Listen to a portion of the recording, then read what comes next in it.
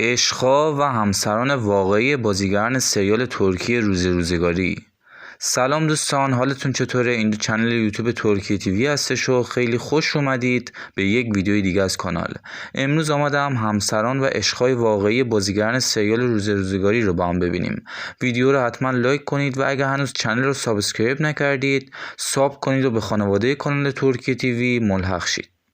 ارکان پتکایا در نقش علی کاپیتان.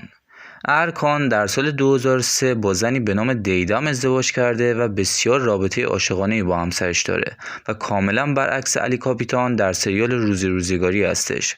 این زوج در سال 2004 صاحب فرزندی پسر به نام جمجانا شدن. همسرش در یک مصاحبه گفته از حامیان شغل شوهرش است و برای راحتی او فضای گرم و صمیمی در خانه ایجاد می‌کند.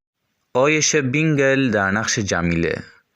آیشه که در سریال روزگاری نقش جمیله رو بازی میکرد در سال 2001 با علی آلتوک بازیگر ترک ازدواج کرد و این زوج در سال 2016 صاحب دختران دوقلو به نامهای آیلین و لیلا شدند. یلدیز چاغری آتیکسوی در نقش پلین. یلدیز در سال 2013 در سن 26 سالگی با فردی به نام حسن جاندکر وارد رابطه عاشقانه شد، ولی بعد از یک سال این رابطه به جدایی ختم شد. او در سال 2020 در سن 33 سالگی با برک اوکتای بازیگر مشهور ترکیه که در فیلم قهرمان با هم همبازی بودند وارد رابطه عاشقانه می شود و 2 سال بعد در سال 2022 آنها با هم ازدواج می کنند.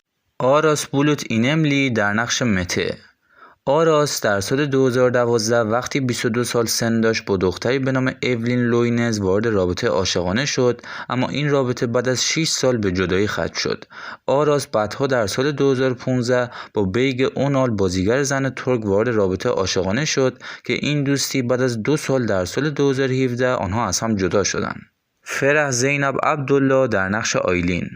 فرح که در سریال روزگاری نقش آیلین رو بازی میکرد هنوز ازدواج نکرده و مجرد هست. او در سال 2014 مدت کوتاهی با احمد ریفت خواننده ترک وارد رابطه عاشقانه شد که این رابطه بعد از 5 ماه به جدایی ختم شد.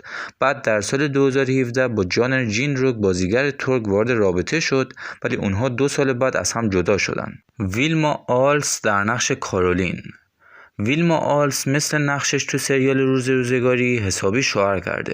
اون اولین بار در سال 2014 با فردی به نام کرم گوگش ازدواج کرد که ثمره این ازدواج یک فرزند پسر به نام میلاد گوگش و یک دختر به نام ملودی گوگش شدن، ولی 5 سال بعد اونها از هم جدا شدن.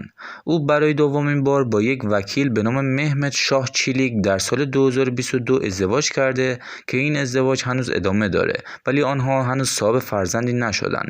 نیلپری شاهینکایا در نقش مسعوده. نیلپری که در سریال روزگاری نقش مسعوده رو بازی میکرد مجرد هست و ازدواج نکرده، ولی او در سال 2012 با کرم بورسین بازیگر مشهور ترک رابطه عاشقانه داشته که آنها از هم جدا شدن.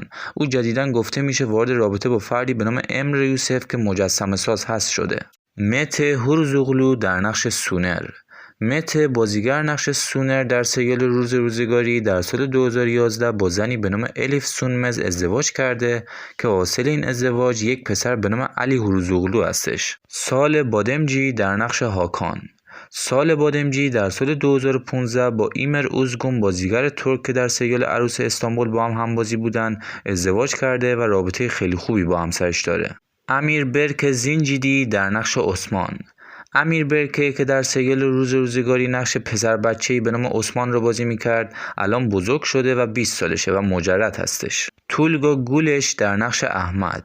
تولگا در سال 2013 با بازیگر ترک یلیز سار ازدواج کرد، ولی این زوج در سال 2017 به دلیل حسادت و دعواهای مداوم از هم جدا شدند و طلاق گرفتند.